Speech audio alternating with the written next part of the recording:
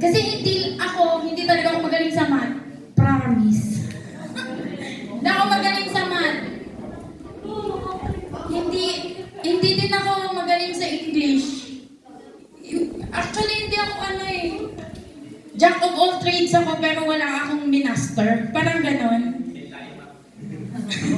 Oo.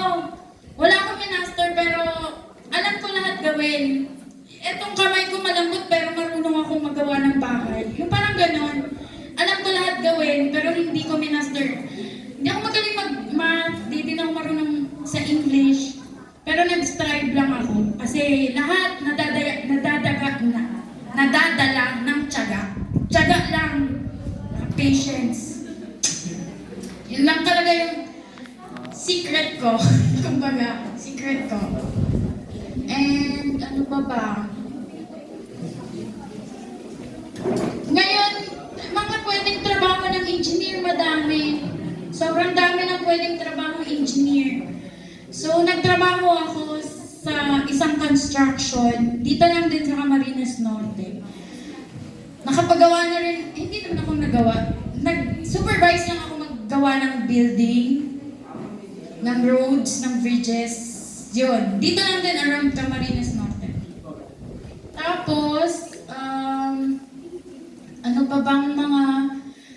Kung gusto niyo akong engineer kayo, pwede kayo mag-build ng dams, ng railroads.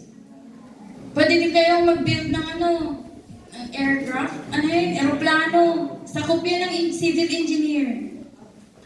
Astig, madaming astig, oo. Marirealize nyo naman kung anong gusto nyo kunin pag inisip nyong maigi ng mabuti kung ano yung gusto talaga ninyo. So in the future, halimbawa ako, nagkuha ako ng mga office work, nag-business ad ako, tapos gusto ko pala parang in the future magre-resign din ako at hanapin ko din ang sarili ko, parang wala akong i-build up na stable job kung ganun eh. Dapat start pa lang, alam nyo na kung anong gusto nyo. Ano bang gusto mo? Businesswoman. Police talaga. Police. Si Ma'am Angel, yan eh.